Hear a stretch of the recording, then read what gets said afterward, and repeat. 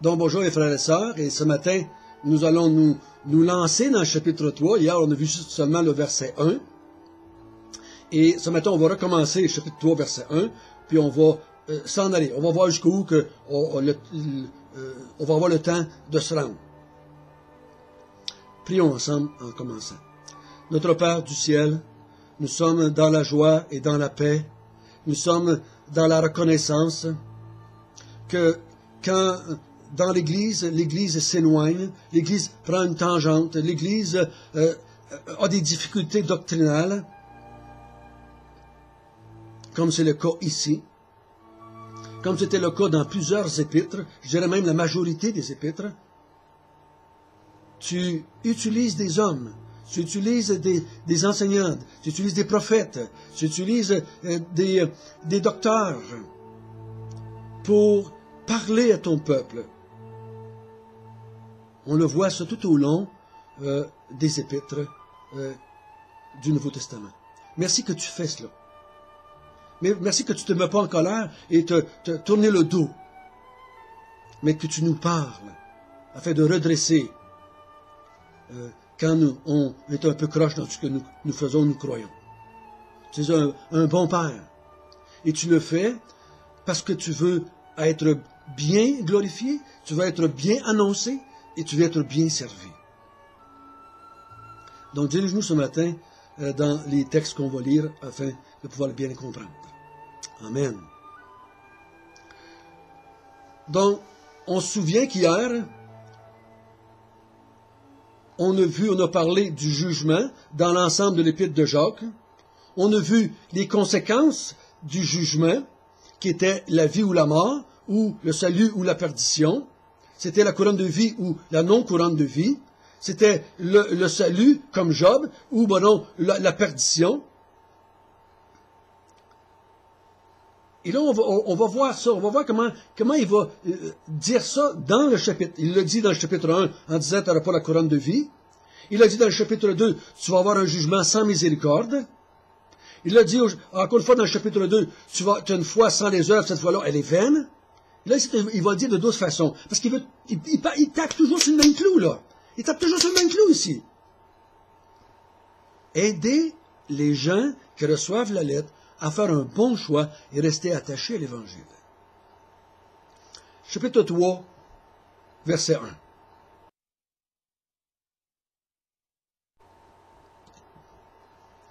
Mes frères, qu'il n'y ait pas parmi vous un grand nombre de personnes qui se mettent à enseigner, car vous savez que nous serons jugés plus sévèrement. Nous bronchons tous de plusieurs manières. Si quelqu'un ne bronche point en parole, c'est un homme parfait, capable de tenir tout son corps en bride. Si nous mettons le mort dans la bouche des chevaux pour qu'ils nous obéissent, nous dirigeons ainsi leur corps tout entier. Voici, mais même les navires qui sont si grands et que poussent des vents impétueux sont dirigés par de petits gouvernails, au gré du pilote. De même, la langue est un petit membre, et elle se vante de grandes choses. Voyez, comme un petit feu peut embraser une grande forêt, la langue aussi est un feu. C'est le monde de l'iniquité.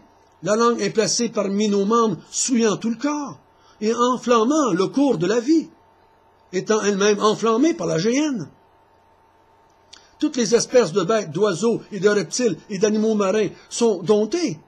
Ils ont été domptés par l'homme.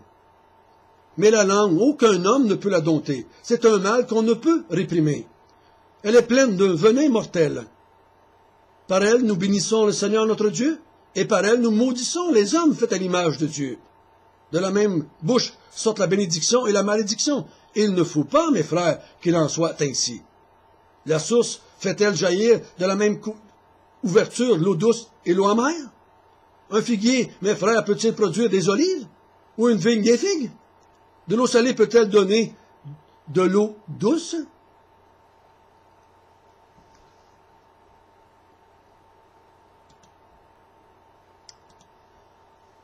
Donc, ici, si on continue la pensée qu'on avait hier, il dit, si tu enseignes, toi les enseignants, si vous enseignez le contraire de ce que je viens de dire au chapitre 1 et au chapitre 2,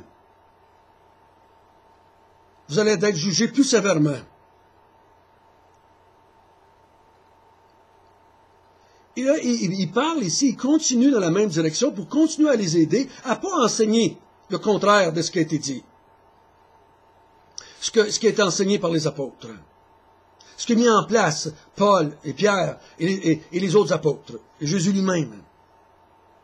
Là, il parle de la langue ici. Il dit que la langue est un petit membre qui souille tout le corps. On sait bien que la langue, c'est un muscle, et le muscle ne peut pas souiller moralement le corps. Mais on sait aussi que la langue parle de l'abondance du cœur. Donc, Jacques, il prend ça comme exemple ici, mais il dit, par les paroles qui sortent de ta bouche, par les paroles que tu enseignes, par ce que tu dis,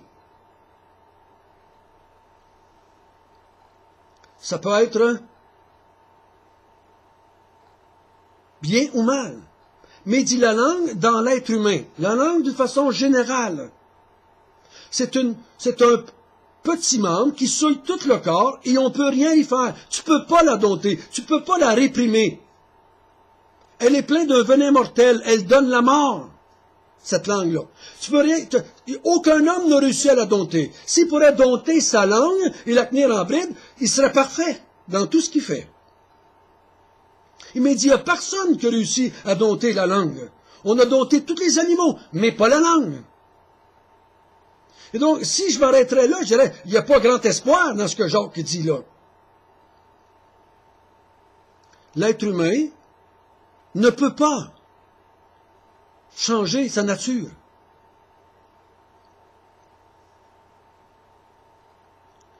Et là, il dit,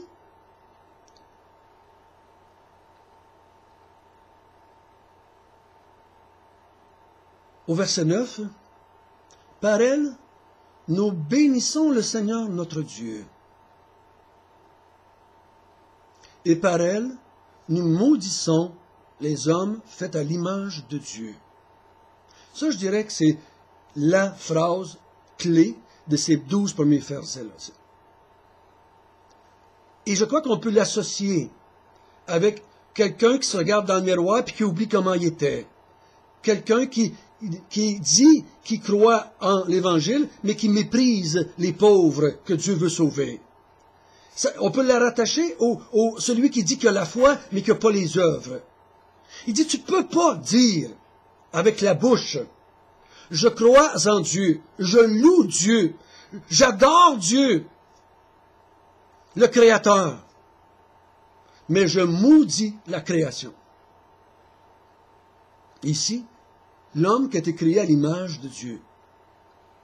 C'est contradictoire. Tu ne peux pas faire ça. Il dit, c'est pas bien, mes frères. Ça ne peut pas être de même, mes frères. Donc, il dit, si tu es un de ceux qui dit que tu crois en Dieu, que tu adores Dieu, que tu loues Dieu,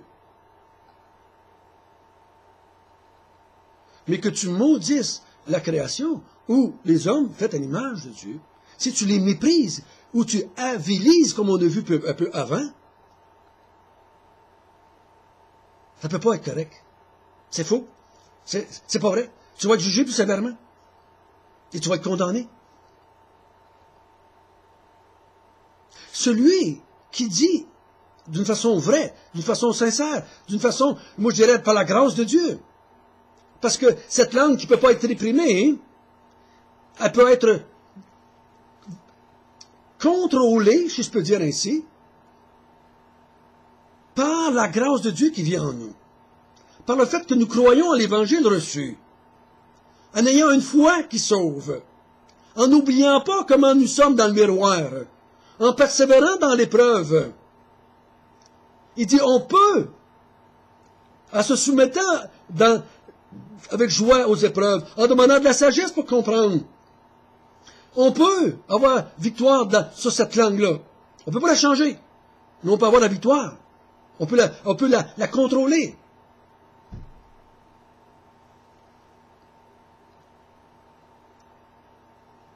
Celui qui, honnêtement, qui a une foi qui sauve, hein, et qui dit qu'il croit en Dieu, qui aime Dieu, qui glorifie Dieu comme créateur du ciel et de la terre, il ne peut pas faire autrement que d'aimer ses semblables.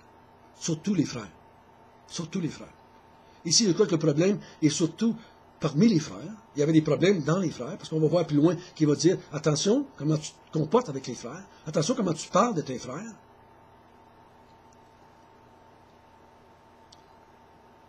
Et il dit, tu ne peux pas faire les deux. C'est la même vérité, je crois, que Jean dit. Comment peux-tu dire que tu aimes Dieu si tu n'aimes pas les frères? Et si tu aimes les frères, c'est parce que tu aimes Dieu. Si tu aimes ceux qui proclament l'Évangile, c'est parce que tu crois à celui qui a donné l'Évangile qui est Jésus-Christ. Si tu aimes Dieu, tu aimes les frères. Si tu aimes les frères de Jésus-Christ, tu aimes les frères de Dieu.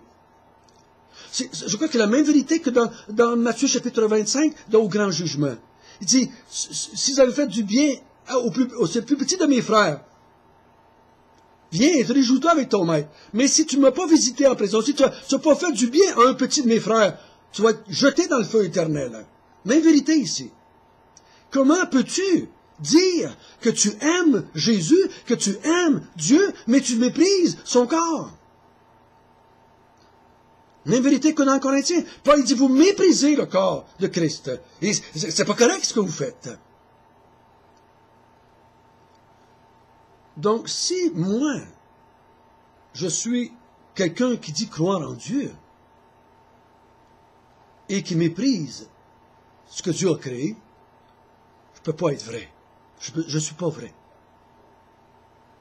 Je n'ai pas une foi qui est vraie. J'ai une foi morte. J'ai une foi morte.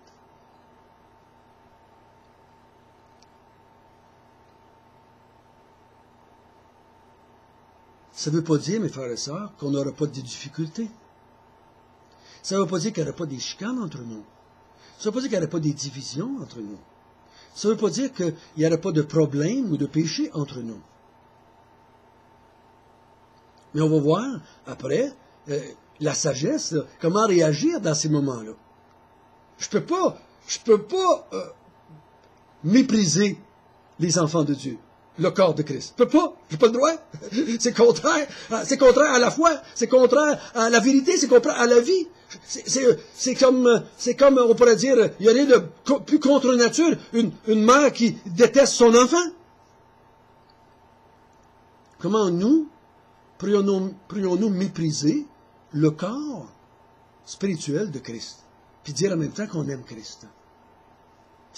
C'est infaisable. C'est impensable. C'est impensable. Donc, on va lire un autre petit bout. Vous allez voir que ça va confirmer cette pensée-là. On va lire à partir du verset 13 jusqu'au verset 18. Lequel d'entre vous est sage et intelligent, qu'il montre ses œuvres par une bonne conduite avec la douceur de la sagesse? Mais si vous avez dans votre cœur un zèle amer et un esprit de dispute, vous ne vous glorifiez pas et ne mentez pas contre la vérité. Sa sagesse n'est point celle qui vient d'en haut, mais elle est terrestre, charnelle et diabolique. Car là où il y a un zèle amer, il y a un esprit de dispute, il y a un désordre de toutes sortes, c'est plein de mauvaises actions. La sagesse d'en haut, elle est premièrement pure, ensuite pacifique et modérée et conciliante, pleine de miséricorde et de bons fruits, exempte de duplicité et d'hypocrisie.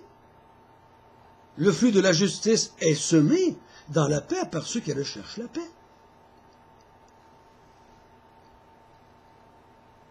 Donc ici, il continue en disant, lequel d'entre vous est sage et intelligent? Les enseignants, là, parce que ça, on reste dans le contexte de nos enseignants, il dit, lequel des enseignants est sage et intelligent? Regarde quelle sorte de sagesse que tu as. Si tu as la sagesse qui vient d'en haut, tu vas être jugé avec miséricorde et compassion et grâce de la part de Dieu. Mais si tu as une sagesse qui vient d'en bas, tu vas être jugé plus sévèrement. Et tu vas être condamné. Il dit la sagesse qui vient du monde. Comment est-ce qu'on l'appelle?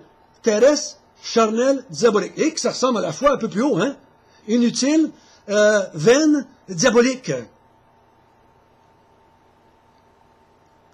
Et on va revoir ça plus loin encore, qu'il va utiliser le mot encore diabolique une couple de fois, je pense, dans l'Épître.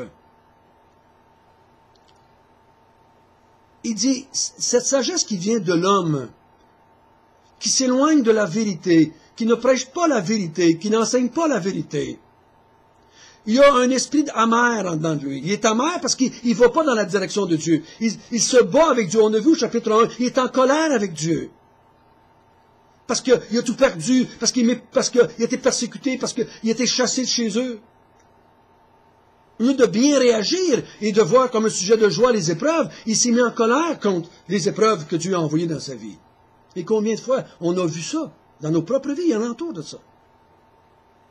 On en a vu qui sont tellement venus en colère, qu'ils sont partis, qui ont renié Dieu. Et regardez comment c'est. Elle n'est pas... elle est pleine de disputes, elle a un gel amer, elle est désordre, elle est pleine de mauvaises actions. Et là, il dit, au verset 17, elle est exempte de duplicité. Donc la sagesse qui vient de la terre, elle a de la duplicité et de l'hypocrisie. Donc, elle est à deux faces. J'ai la foi, mais je n'ai pas les œuvres. Je me regarde dans le miroir, mais je fais rien. Je dis que je suis croyant, mais je ne persévère pas. Je dis que j'aime Dieu, mais je maudis les enfants de Dieu. C'est de l'hypocrisie, c'est de la duplicité.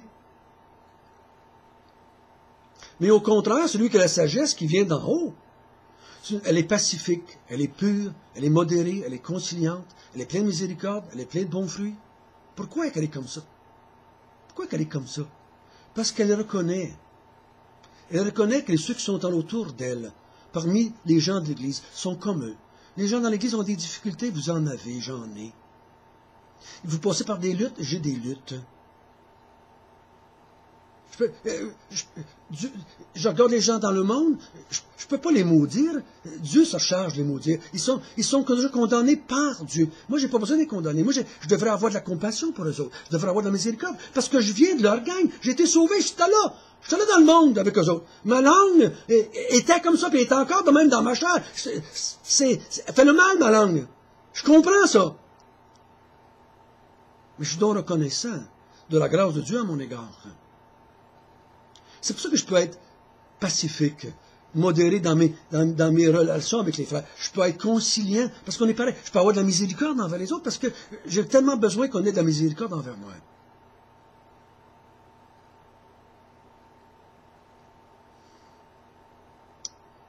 On est tous pareils, vous savez, dans l'Église.